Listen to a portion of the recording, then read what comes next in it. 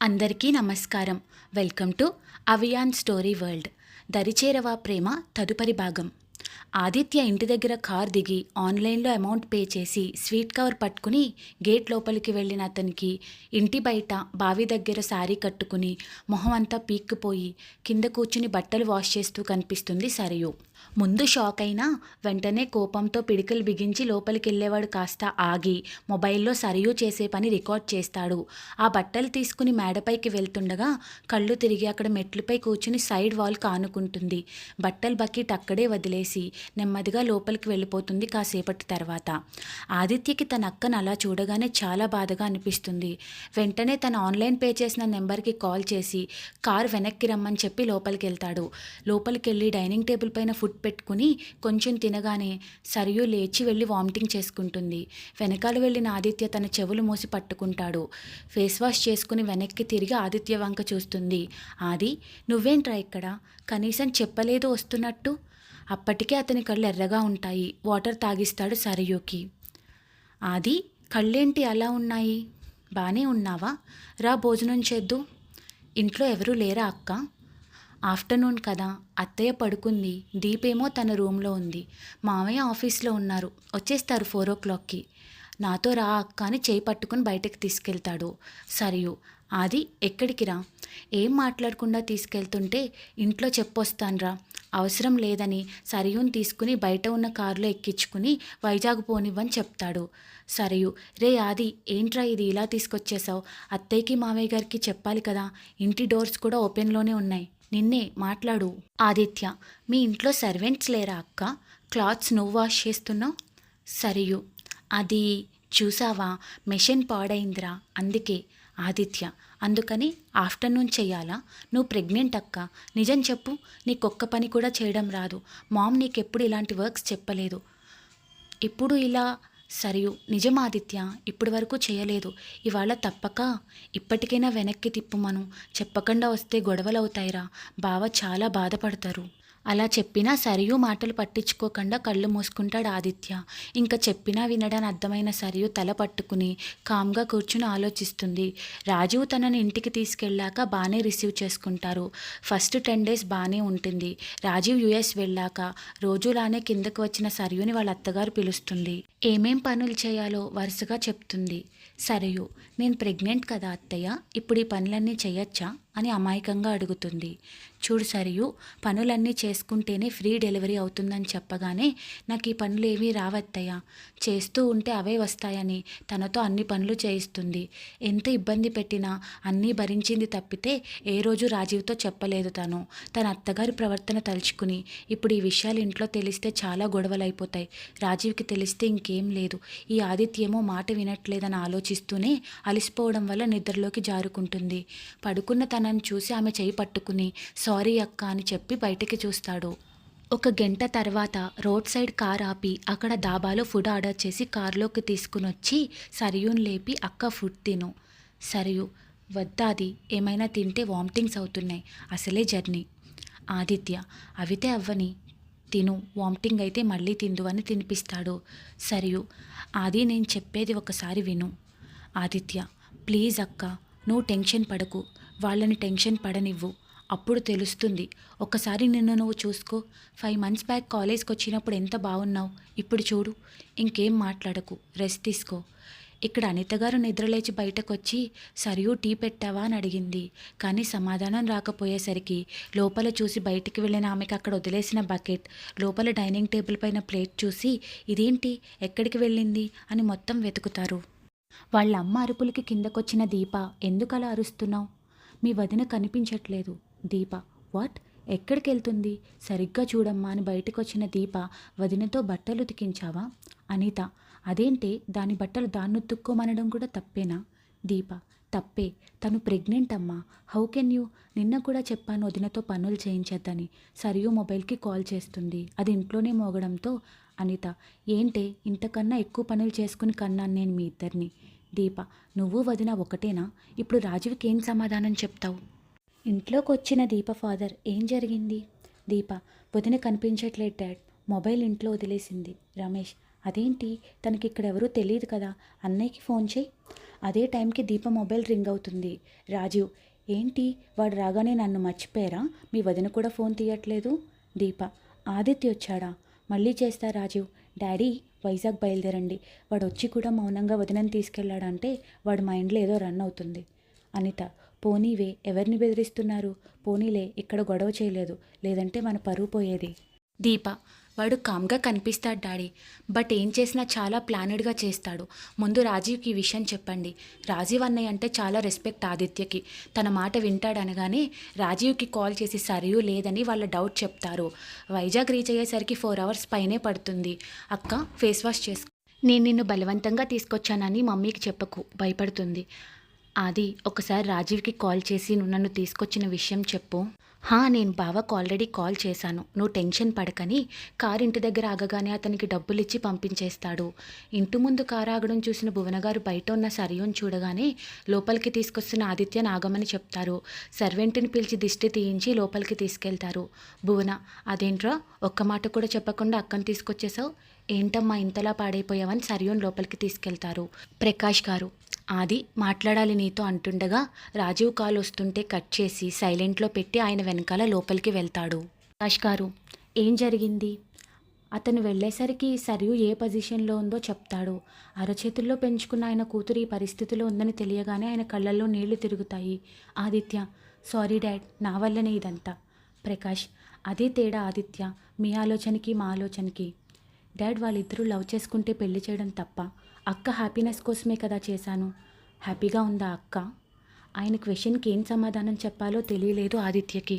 ప్రేమకి ఇద్దరు సరిపోతారు ఆదిత్య, బట్ పెళ్ళికి 2 కుటుంబాల అంగీకారం కావాలి. ఆడపిల్లలాది త్వరగా ఎంత కష్టం వచ్చినా బయటకి చెప్పుకోలేరు. బాధపడతారని పుట్టింట్లో, భయంతో అత్తారింట్లో ఏ విషయం చెప్పలేరు. అక్కనే తీసుకో, తనంత కష్టపడుతున్నా రాజీవ్కి ఎందుకు చెప్పలేకపోయింది?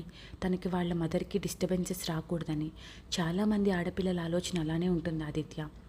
నా కూతుర్ని ప్రిన్సెస్లా పెంచుకున్నాను, క్వీన్లా చూసుకునేవాడికి ఇవ్వాలనుకున్నాను. అవినాష్ మీద నాకు ఆ నమ్మకం ఉంది, అలా చూసుకుంటాడని. రాజీవ్ని తక్కువ చేయడం నా ఉద్దేశం కాదు. రాజీవ్ చాలా బాగా చూసుకున్నాడు సరియుని బెంగళూరులో. అలానే తను 24 hours అక్కతోనే ఉండలేడు కదా. తన భార్య బేబీ కోసం రాజీవ్ తీసుకున్న నిర్ణయం కరెక్ట్. వాళ్ళ ఫ్యామిలీకి సరియు అంటే ఇష్టం లేదు. రాజీవ్ మదర్ సరియు ప్లేస్లో తన కోడల్ని చేసుకోవాలని చూస్తుంది. అందుకే సరియుతో రూడ్గా బిహేవ్ చేస్తుంది. స్ట్రేంజ్గా చూస్తున్న ఆదిత్యాన్ని చూసి నాకెలా తెలుసని చూస్తున్నావా? నీలా పెళ్లి చేసేసి చేతులు దులిపేసుకోవడానికి నా కూతురు రాది. వాళ్ళ ప్రతి విషయం నాకు తెలుసు. నేను ఎంక్వైరీ చేశాను. నేనే 4 రోజుల్లో అక్కని ఇంటికి తీసుకొద్దాం అనుకున్నాను. సడన్గా తీసుకొచ్చేసావు. ఇప్పుడు ఏం చేద్దాం అనుకుంటున్నావు? డెలివరీ అయ్యే వరకు అక్క ఇక్కడే ఉంటుంది. నాకు ఆ ఇల్లు నచ్చలేదు డాడ్. నెక్స్ట్ డే రాజీవ్ డైరెక్ట్గా ఆదిత్య దగ్గరికి వస్తాడు. అండ్ సేమ్ టైం తన ఫ్యామిలీ కూడా. రాజీవ్ సరియు అని లోపలికి రాగానే అక్కడ సరియుకి భువనగారు భోజనం తినిపిస్తూ ఉంటారు. సరియు వచ్చిన వాళ్ళందరినీ చూసి భయంతో లేచి భువనగారిని పట్టుకుంటుంది. అప్పుడే లోపలికి వచ్చిన అనిత, ఇంకా గారం చేయండి కూతుర్ని, కనీసం ఏ పని చేయడం చేతగాని కూతురు, ఆడపిల్లకి కనీసం పనులు నేర్పాలని కూడా తెలీదా? ఆడపిల్లని తీసుకుని వచ్చేటప్పుడు అత్తగారింట్లో అడిగి తీసుకురావాలని తెలియని కొడుకు, ఎంత గొప్పగా పెంచారో పిల్లల్ని. రాజీవ్, అమ్మా నువ్వు వాగు, వాట్ ఈస్ దిస్ ఆదిత్య, ఎలా తీసుకొస్తావు, కనీసం ఇంట్లో చెప్పాలి కదా. అనిత, ఏంట్రా ఆగేది, అంత నెమ్మదిగా అడుగుతావేంటి? సడన్గా ఆ పిల్ల కనిపించకపోతే ఒక క్షణం గుండె ఆగిపోయింది నాకు. భువన, ఏంటి వదన మీరు అనేది? ఆదిత్య చెప్పకుండా తీసుకుని వచ్చాడా? రమేష్, నువ్వు ఆగనిత, అమ్మాయి ఇక్కడే ఉంది కదా, ఇంకేమీ అనకు. ప్రకాష్, కూర్చోండి బావగారు, కూర్చో చెల్లెమ్మ, నువ్వు కూడా కూర్చో అమ్మ అంటుండగా ఆదిత్య వచ్చి దీప చేయి పట్టుకుంటాడు. కమ్మని కిచెన్లోకి తీసుకెళ్ళి వెసన్స్ క్లీన్ చేసిన తర్వాత బట్టలు వాష్ చేయి, తర్వాత అవి ఆరాక ఐరన్ చేయి, ఇంకా అని చెప్తున్న ఆదిత్యని ఆపి, దీప, ఏం చెప్తున్నావు? అవన్నీ నేనెందుకు చేస్తాను? అయినా అలాంటి పనులు చేయడం నాకు రాదు. మళ్ళీ వెంటనే దీపని హాల్లోకి తీసుకొచ్చి, ఇప్పుడే కదా దేదీప్య, మీ మమ్మీ మా మమ్మీకి ఆడపిల్లల పెంపకం అనే కాన్సెప్ట్ మీద క్లాస్ పీకింది, మరి నీకెందుకు పనులు నేర్పలేదు? పక్క వాళ్ళకి చెప్పడానికేనా నీతులు? ఆదిత్య, బావా చెప్పి తీసుకుని రావాలా? నేను మీ ఇంటికి వచ్చేసరికి ఎండలో బట్టలు వాష్ చేసుకుంటుంది అక్క, సిరీస్ అని వీడియో ఓపెన్ చేసి చూపిస్తాడు. అందులో సరియు బట్టలు వాష్ చేసి లోపలికి వెళ్ళడం వరకు ఉంటుంది. ఆ వీడియో చూడగానే ఫుల్ కోపం వస్తుంది రాజీవ్కి. ఎట్ ఏ టైం బాధ కూడా. బట్ అక్కడ వాళ్ళ అమ్మని ఏమనలాక ఆమెను చూడగానే అది కాదురా అంటుంటే, సారీ ఆదిత్య, సారీ అవసరం లేదు బావా. ఇక్కడైతే ఏ పనులు చెయ్యక్కర్లేదు కదా. నువ్వు యుఎస్ నుండి వచ్చే వరకు మా అక్క మా ఇంట్లోనే ఉంటుంది. That's it. రాజీవ్, సారీ మావయ్య గారు, ప్లీజ్ సరియుని డెలివరీ అయ్యే వరకు ఇక్కడ ఉండనివ్వండి. డెలివరీ అయ్యాక సరియుని బేబీని తీసుకుని యుఎస్ వెళ్ళిపోతాను అని ఆ ప్రాబ్లమ్ని అక్కడితో సాల్వ్ చేసి నేను వెళ్తాను ఆదిత్య. అండ్ సారీరా, అమ్మ ఈ టైంలో కూడా సరియుని ఇబ్బంది పెడుతుందని నేను ఊహించలేదు. వెళ్దామా అనగానే భువన, అదేంటి అల్లుడు గారు, లంచ్ చేసి వెళ్ళండి. వదిన, అయ్యిందేదో అయ్యింది, రండి భోజనం చేసి వెళ్దురు కానీ. అనిత, ఏం అవసరం లేదు, అయినా మీ కొడుకు అనగానే అమ్మ నువ్వు బయటికి పద అని దీప అనితని తీసుకుని బయటకు వెళ్ళిపోతుంది. క్షమించండి అని చెప్పి రమేష్ గారు కూడా వెళ్ళిపోతారు. ఆదిత్య, బావా ఎలానూ వచ్చావు, నువ్వైనా 2 రోజులుండి వెళ్ళు, అక్క ఫీల్ అవుతుంది. రాజీవ్, ఓకే. వాళ్ళ అక్క ఇంటికి రావడంతో ప్రశాంతంగా ఉన్న ఆదిత్యకి అప్పుడు గుర్తొస్తుంది నందిని. నిన్నటి నుండి ఎన్నిసార్లు కాల్ చేసినా కట్ చేశాడు ఆదిత్య. నందినికి కాల్ చేస్తాడు. ఒక్క రింగుకే లిఫ్ట్ చేసి ఫుల్ అరిచి ఏడుస్తుంటే ఆగుమా అని అప్పటికేదో చెప్పి కన్విన్స్ చేస్తాడు. అలా డేస్ గడిచి ఆదిత్య కాలేజ్కి వెళ్తాడు. నందిని ఆదిత్య రెగ్యులర్గా కలుస్తూ ఉంటారు. కొన్ని రోజుల తర్వాత సరియుకి బాబు పుట్టాడని కాల్ చేసి చూపిస్తారు ఆదిత్యకి. వెంటనే నందుకి కాల్ చేసి లేక్ దగ్గరికి రా ఆదిత్య. నందిని వచ్చాక వసుదెక్కడ, చాలా రోజుల నుంచి కనిపించట్లేదు. నందిని వాళ్ళ మామతో వెళ్ళి ఫిక్స్ చేశారు. ఇది ఢిల్లీలో చదవడం అతనికి ఇష్టం లేదు, అందుకే హైదరాబాద్కి ట్రాన్స్ఫర్ చేయించుకుంది. ఏమైంది సీనియర్, చాలా హ్యాపీగా ఉన్నారు. మొబైల్ ఓపెన్ చేసి బాబు ఫోటో చూపించి అక్కకి బాబు పుట్టాడు.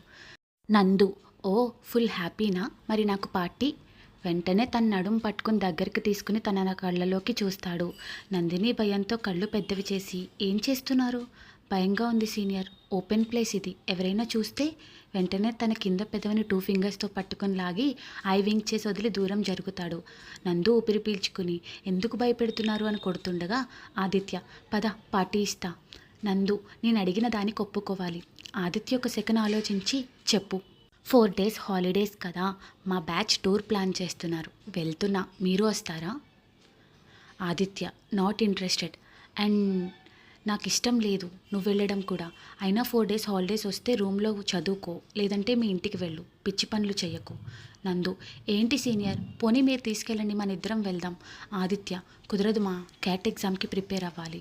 నందు, అయితే నేను వెళ్తా, మా ఫ్రెండ్స్ కదా సీనియర్, తనూజ కూడా వస్తుంది. చెప్తున్నా కదా వెళ్ళొద్దని, అయినా టూర్స్ పార్టీస్ నచ్చవు నాకు. నందు, మీ మమ్మీ కనిపిస్తే నిజంగా ఆవిడకి పెద్ద సన్మానం చేయాలి. ఆదిత్య కళ్ళు చిన్నగా చేసి, ఎందుకు? నందు, ఆగు, నువ్వు యాంగ్రీ బర్డ్లా మారకు. నేను అంటుంది, ఎంత బాగా పెంచారు నిన్ను. స్మోక్ చెయ్యవు, డ్రింక్ చెయ్యవు, కాఫీ టీలు కూడా తాగవు, పార్టీస్కి కూడా వెళ్ళవు.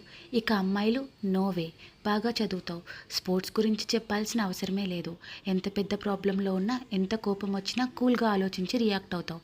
ఎలా అసలు ఇలా? ఆదిత్య, ఏంటి నన్ను పొగిడే ప్రోగ్రాం పెట్టావు? పొగిడితే నువ్వు టూర్ వెళ్ళడానికి ఒప్పుకుంటాననుకున్నావా? అది ఆ వేస్ట్ బ్యాచ్తో, నోవే. నందు మూతి 3 వంకర్లు తిప్పి, దానికోసం కాదు, నిజం చెప్పాను. నీకు నచ్చని పని నేను ఎప్పుడూ చేయను సీనియర్. మనకి బేబీ పుడితే మీ మామ్నే పెంచమని చెప్తాను, అప్పుడు నా బేబీ కూడా అంటుండగా ఆదిత్య, అప్పుడే బేబీ దాకా వెళ్ళిపోయావా? ముందు మన పెళ్ళి జరగాలి, మీ ఇంట్లో మా ఇంట్లో ఒప్పుకోవాలి. నందు, అంటే ఒప్పుకోకపోతే పెళ్ళి చేసుకోవా? వాళ్ళు ఒప్పుకోకపోయినా మనం పెళ్ళి చేసుకుందాం, ఒక బేబీ పుడితే వాళ్ళే ఒప్పుకుంటారు, ఏమంటావు? ఆదిత్య డల్ అవ్వడంతో, ఏమైంది సీనియర్? ఆదిత్య, అందరూ ఒప్పుకుంటేనే మన పెళ్ళి, ఏ ఒక్కరు ఒప్పుకోకపోయినా మన పెళ్ళి జరగదు. ఎందుకు జరగదు సీనియర్? ఖచ్చితంగా జరగాలి. నీకు మా ఫ్యామిలీ గురించి తెలీదు, నేను ఇప్పుడు డీటెయిల్స్ కూడా చెప్పలేదు. ఎందుకో తెలుసా? మా మమ్మీ చాలా స్ట్రిక్ట్. మీ ఇంట్లో ఒప్పుకుంటే మనం పెళ్ళి చేసుకుందాం, అంతే. ఆదిత్యకి సరియు విషయంలో జరిగింది గుర్తొచ్చి కొంచెం వాయిస్ రైజ్ చేసి, ఏ ఒక్కరు ఒప్పుకోకపోయినా జరగదు, దట్స్ ఇట్. అర్థమైందా? అందరూ ఒప్పుకున్నాక పెళ్ళి. నందుకి వెంటనే కళ్ళలో నీళ్ళు వచ్చేస్తాయి. ఏడుస్తూ, ఎందుకు సీనియర్ అలాంటి మాటలు మాట్లాడి బాధ పెడతావు? నువ్వు దూరం అయితే నేను బతకలేను సీనియర్, నిన్ను వదిలి నేను ఉండలేను. నువ్వంటే ఎందుకంత ఇష్టమో కూడా నాకు తెలీదు. నిన్ను తప్ప ఇంకెవరిని నా పక్కన ఊహించుకోలేను. పరిచయం గురించి ఆలోచిస్తున్న ఆదిత్య, ఎన్ని మాటలు చెప్పావు నందు, నన్ను తప్ప ఎవరిని పక్కన ఊహించుకోలేనన్నావు. చేతిలో ఉన్న ఫోటో చూస్తూ, మరి వీడిని ఎలా పెళ్లి చేసుకున్నావు, అది కూడా నవ్వుతూ, మళ్ళీ ఎందుకు వచ్చావు పేరు మార్చుకుని, నువ్వెన్ని కథలు చెప్పినా నీ ప్రెజెన్స్ నా మైండ్ గుర్తుపట్టగలదు, నీ అంతట నువ్వే నందిని అని ఒప్పుకునేలా చేస్తా, ఈ రోజుకి ప్రశాంతంగా పడుకో అని తను కూడా నిద్రపోతాడు. నెక్స్ట్ ఎపిసోడ్ నుంచి మనం ప్రజెంట్కి వెళ్ళిపోదాం. ఈ స్టోరీ మీకు నచ్చితే please like, share and subscribe to avian story world. Thanks for watching.